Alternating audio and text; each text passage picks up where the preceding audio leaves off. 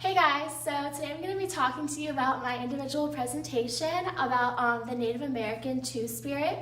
So first of all, let's talk about what is a Native American Two-Spirit. So this is a traditional way for Native Americans to refer to an individual who kind of doesn't fit into a gender category, either male or female. So it's very unique and it breaks beyond these gender binaries of the Western world. So a two-spirit individual is either a biological male or a biological female, and they prefer to participate in tribal activities that would be deemed not of their biological sex. So maybe a male who likes to do pottery or a female who likes to hunt, they would be referred to as this two-spirit individual. And they have those masculine and feminine spiritual aspects. So this term kind of came along in the 16th century, and it was derived from this Persian word bardachi, which is now kind of not used anymore. It's seen as offensive because it means a boy kept for unnatural purposes. So it molded into this new word, which is two-spirit, which is a little bit more respectful when it comes to referring to that person who isn't really an unnatural person, just doesn't fit into what would be deemed as normal. And each tribe kind of has their own specific development of the term. So for example, the Navajos refer to two spirits as Nalihi, which means one who is transformed. So Native Americans have a very different way of perceiving gender. They have different traditions for each tribe, but particularly the gender is usually noted between the ages of 5 and 7, so that's when a child is really starting to develop and starting to realize themselves, and so a motherly figure or the grandmother will be looking out for what kind of activities the child prefers to participate in, and that'll kind of cue them into what gender they're going to be practicing. Also, some tribes say that a child has this choice between a bow and a basket before they're born, and if they choose the bow, they're going to choose to be male, and then if they choose the basket, they choose to be female. And this doesn't matter like what their biological sex is, it's just kind of their choice on how they're going to act throughout their life. And most importantly, the tribes definitely consider that it's more important what you contribute to society in comparison to like what you choose as your gender. So if you can choose to be a female, but you have male biology, and you can contribute a lot of really good things to society, that's more important than kind of sticking to what your natural choice would have been. So here's just a quick video that I found about two-spirit.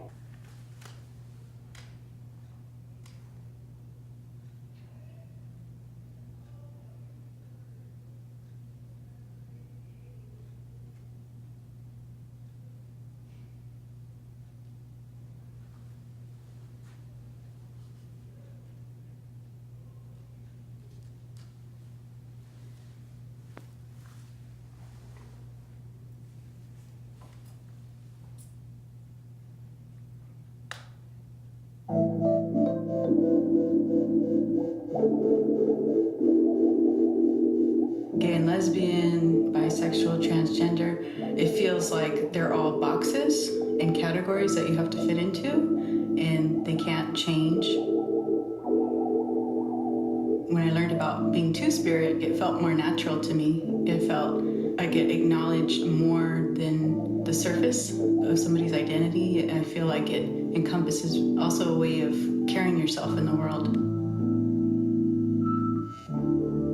What was working before colonization is this practice of passing on of stories that allowed for people to learn about each other, to appreciate each other, and to live in a way that everyone felt like they were safe and belonged.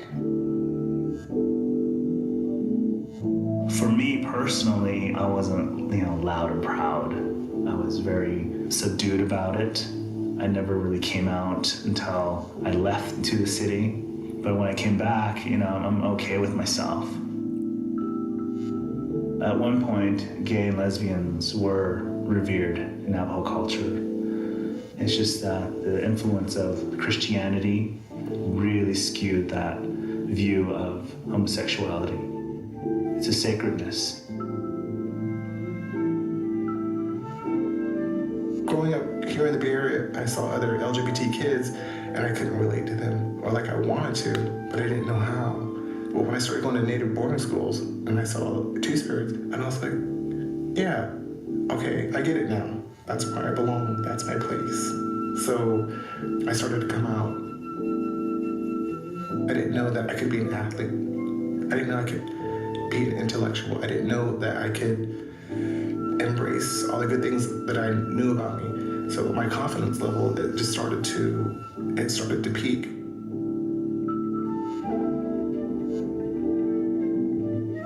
Young people who are just exploring who they are, I want you to remember that there are some tribes out there that didn't even call you a specific gender until you decided what that is. I want you to know that you're empowered and that anything that you may go through, you can overcome. You have the strength, and that you're valuable and you belong here.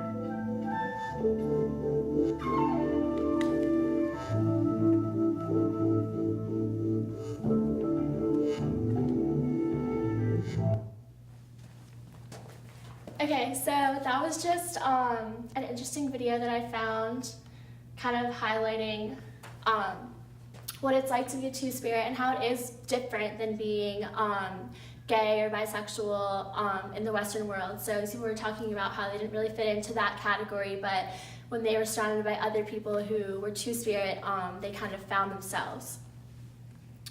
So again, this is definitely a spiritual thing. It is not something, it's not really a physical definition.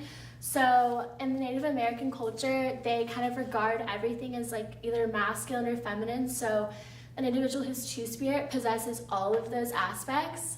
So they're seen as kind of even more respected, and this connection between the spiritual and the physical world, because they do have both masculine and feminine aspects of their lives. They can be often a shaman or a medicine man or a medicine woman because they're so connected to this other world. And again, it's this spiritual connection. It's not this physical aspect of the definition of gender, of male or female. So an example of a very famous two-spirit is Wewa, and Wewa has a male body, but he identifies as a female. And he's a member of the Zuni tribe, and he's a very, very prominent member of this tribe. He was chosen to visit the White House in 1886. So they were really proud of this person. He had excellent pottery, excellent weaving skills. There was like this picture of him online sitting on the White House lawn weaving, and everyone was like admiring this this thing. And so a two-spirit who was very respected, not hidden away, just showing how like they were very big parts of their culture and of this particular tribe. So this two-spirit belief can kind of conflict with these Western ideals because we don't have anything really similar to it in our culture. There's no term that represents someone who's like this. We have gender fluid, transgender, but again, that's not the same thing because it's more of a physical definition rather than a spiritual definition. So just pointing out again how it can conflict with Western beliefs. And so after colonialism, there was kind of an issue with this, a decline in the amount of people who identify as two-spirit in the Native American culture because it didn't coincide with the Western traditions, with Christianity. So it's kind of an up-and-coming new thing where people are beginning to practice this two-spirit belief again. So the overall impact of this cultural practice is it allows a lot of freedom of expression for Native Americans, and so if someone feels like they don't belong, this two-spirit identity helps them feel more like they're part of something. And so it's a really important part of their culture. They have a deep connection with the spiritual world as a shaman or as a medicine man or a medicine woman.